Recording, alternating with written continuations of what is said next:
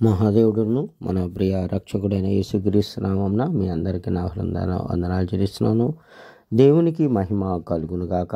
చూడండి, ప్రతి ఒక్కరిలో ఏదో ఒక బలహీనత ఉంటుంది. ఆ బలహీనతను కొట్టివేయడానికి దేవుడు మనకు సహాయకారుడుగా ఉండి మనల్ని నడిపించడానికి మనల్ని ఎంతగా ప్రోత్సహిస్తూ ఈ వాగ్దానం ద్వారాగా, ఈ కార్యముల ద్వారాగా మనల్ని ఎంతో బలపరుస్తున్నది, స్థిరపరుస్తున్నది కదా. ఎంతమంది డైలీ చేస్తున్నారో, వింటున్నారో మీరందరూ కూడా దీన్ని ఒక కామెంట్ రాస్తూ ఉండండి. కామెంట్ రాయటం వల్ల మాకు కొంచెం ఎలా చేయాలనేది కొంచెం మీకు ఎలా అర్థమవుతుంది, అది ఇంకొంచెం వివరించాలా, కొంచెం ఎట్లా చెప్పాలా అనేది మాకు కొంచెం వివరం రాస్తే ఆ కామెంట్ ద్వారాగా మళ్ళీ మేము ఎక్కువ బలపడడానికి, ఇంకా ఎక్కువ దాని గురించి చెప్పడానికి కూడా మనకు అనుకూలం అనేది కలుస్తుంది. దేవుడు మరి ఈరోజు మనకిచ్చేటువంటి వాగ్దానాన్ని ధ్యానం చేసుకుందాము. యెషయా గ్రంథము 40వ అధ్యాయము 31వ వచనం.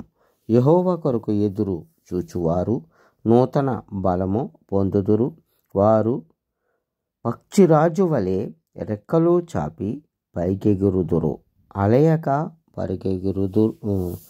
పరిగెత్తెదురు, సొమ్మసిల్లక నడిచిపోదురు. యెహోవా కొరకు ఎదురు చూచువారు.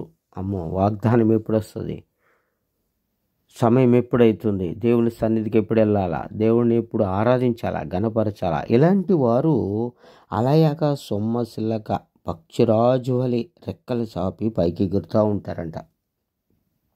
అంటే నీతి సూర్యుడు మన మీద ఉదయించినప్పుడు ఆయన రెక్కలను ఆశీర్వాదం ఇచ్చి లేత దూడ గంతులు వేసినట్టు గంతులు వేస్తారని అక్కడ మలాకీ గ్రంథంలో చదివిస్తారు. అలాగే ఈ పక్షిరాజు వలె అలయక సొమ్మసిల్లక పరిగెడుతుందని చదివిస్తూ ఉన్నాడు. మనము కూడా ఆ రీతిగా పరిగెడతామని దేవుడు. ఎందుకంటే యెహోవా కొరకు ఎదురు చూసేవారు మాత్రమే, అందరూ కాదండి. విశ్వాసము, నమ్మకము, దేవుడు అనేటువంటి ఆ కాన్సెప్ట్లో ఉండి దేవుని యొక్క మహాశక్తిని పొందుకున్నప్పుడే ఇవన్నీ మనకు జరుగుతాయి. మేలు జరుగుతుందండి. మేలు మనకి చాలా మరి మేలు ద్వారాగానే కీడును జయించవచ్చు. దేవుని యొక్క ఆత్మ ద్వారాగా కీడుని జయించవచ్చు, లోకాన్ని జయించవచ్చు. మీరు చూడండి, ఎన్నో బాధలు ఉన్నాయి మీకు. ఆ సమస్యను విరగ్గొట్టబడాల, ఆ కాడి విరగ్గొట్టబడాల, ఆ దురాత్మ పారిపోవాలి. ఆ పక్షిరాజు ఒక్కొక్కసారి ఎన్నో శ్రమలు, ఎన్నో ఎదురుదెబ్బలు, ఎదురు గాలికి, వానకు, ఎండకు, ప్రతి దానికి అది చాలా మరి ఎదురాడుతూ ఉంటుంది అనమాట. అది ఎదురెళ్తుంది ప్రతి దానికి. అలాగే మనము కూడా ఎన్నో ఆటపోట్లు మనకి వస్తున్నప్పుడు అనేకమైన ఆటపోట్లు వస్తుంటాయి. అలాంటి ఆటపోట్లన్నిటిలో దేవుడు మనకి సహకారిగా నిలబడి సహాయం చేస్తాడని ఖచ్చితంగా చెప్తున్నాను. మీరు ఏ శోధన అయితే మీ ఇంట్లో ఉంటుందో, ఏ బాధ అయితే ఉంటుందో, దాని విషయంలో మీ కొరకు నేను ప్రార్థన చేయాలంటే మీకు ఒక ఫోన్ నెంబర్ పెడుతున్నాను. ఆ ఫోన్ నెంబర్కి ఫోన్ చేయండి. తప్పగా మీకు నేను ప్రార్థన చేస్తాను, విడుదల చేస్తాడు దేవుడు. ఇది నమ్మండి. నమ్మితే, మీరు విశ్వాసం పెడితే ఈ కార్యం మీరు చూడగలుగుతారు. ఈరోజు దేవుడు మరి ఈ వాగ్దానాన్ని బట్టి మనము ప్రార్థన చేసుకుందాం. మహాపరిశుద్ధుడా, పరలోకపు తండ్రి, వేలాది వందనాలు. ప్రతి గృహాన్ని దర్శిస్తున్నందుకు మీకు వందనాలు. ప్రతి గృహంలో అడుగు పెడుతున్నారు, మీ కాలు పెడుతున్నారు అంటే తండ్రి, వాగ్దానం ద్వారాగా వారి ఇల్లు తడుతున్నారు, వారి డోర్లు తడుతున్నందుకు నీకు వేలాది వందనాలు, స్తోత్రాలు. వారి కుటుంబంలో ప్రతి కాడి, దయ్యపు శక్తులు, శీఘ్ర శక్తులు, మంత్రపు కట్లు, అప్పులు, సమస్య, ఉద్యోగాలు, అనేకమైన సమస్యలతో బాధపడుతున్న యేసు నామములో కొట్టివేయమని ప్రార్థన చేస్తున్నాను.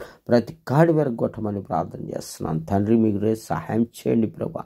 మీ కృప ఆదరించి సహాయం చేయండి. నీ సేవకుల మీద, నీ సేవకురాల మీద ఎక్కడ అడుగు పెడితే, ఎక్కడ ప్రార్థన చేస్తున్నావు వారి మీద ఆత్మశక్తిని ఉంచమని ప్రార్థన చేస్తూ ఉన్నాను. తండ్రి, నీకు వందనాలు తండ్రి.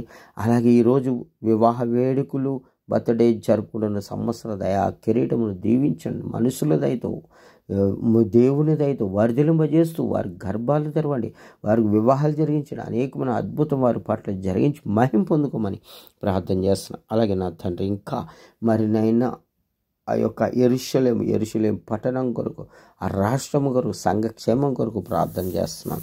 తండ్రి, బీదలు ఉన్నారయ్యా, గుడ్డివారు ఉన్నారు, ఊచకాలు చేతులు వారు ఉన్నారు, రైతులు ఉన్నారు. తండ్రి, రాజులతో, అధికారులతో, లీడర్లతో మాట్లాడి మీ సహాయం దయచండి. మీ అభిషేకానికి కుమరించి మీ ఆత్మశక్తితో నింపమని ప్రార్థన చేస్తూ ఉన్నాను తండ్రి. ఒక్కసారిగా నాయన తండ్రి ప్రతి ఒక్కరిని నీ ఆత్మ ఇచ్చండి. మంచి పరిపాలన చేసే రాజులు ఉన్నారు ప్రభు. ఆ రాజు మంచి జ్ఞానం ఇచ్చి అయ్యా వారిని నడిపించండి ప్రభు. మీ ఆదరణ చూపించమని ప్రార్థన చేస్తున్నాను తండ్రి. ఎవరికి నష్టము అనేకమని ప్రభు ఆయా ప్రయాణాల్లో ఉన్నారు, అనేకమైన కార్యాలు జరుగుతున్నారు. అధికారులందరినీ మీరు జ్ఞాపకం చేసుకుని వారందరినీ కంట్రోల్లో తీసుకుని సహాయం చేయడానికి నీ కృప, నీ ఆదరణ, నీ మహిమను కుమ్మరించి నీ ఆత్మశక్తితో నింపమని ప్రార్థిస్తున్న ప్రతి కాడి విరగొట్టబడాలి ప్రభు. ప్రతి అంధకారంలో ప్రతి శక్తులను కూడా కాలిపోవాలి. దురాత్మలని కాలిపో, ప్రతి రోగము పోవాలి. మా దేశాన్ని పిలుస్తున్నాం. ఏ విధమైనదైనా కూడా యేసు నామములో కాలిపోవాలి ప్రభు. యేసు రక్తమే జయం, సిలువ రక్తమే జయం. సిలువ రక్తంలో సంపూర్ణమైన విజయం కలుగును గాక. ఆమేన్, ఆమేన్. లైక్ చేయండి, షేర్ చేయండి, కామెంట్ పెట్టండి. ఆమేన్.